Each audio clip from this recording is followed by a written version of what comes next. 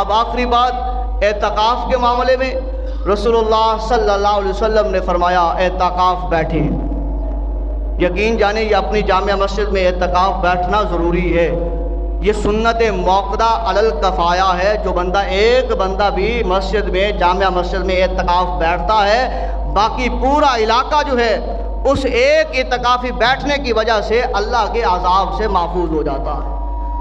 اور اگر اس جامع مسجد میں کوئی اعتکاف نہ بیٹھے یہاں سے جا کر دور جا کر بیٹھیں انہیں لمحہ فکریہ سوچنا ہوگا کہ میں نے اپنی جامع مسجد کو چھوڑا ہے کہیں اس کی وجہ سے یہاں آ کر رہنے کی وجہ سے میرا اللہ کے ہاں اعتکاف ہی قبول نہ ہو تو پھر کیا ہوگا. لہذا اگر اپنی جامع مسجد میں کوئی اعتکاف والا بیٹھنے والا ہے تو پھر کوئی پہر فیضان مدینہ جائے, معراج القرآن جانا چاہے, کسی تنظیم کے ادارے میں جانا چاہے جا کر بیٹھ سکتا ہے. اپنی جامع مسجد میں ایک اعتکاف والا شخص ہونا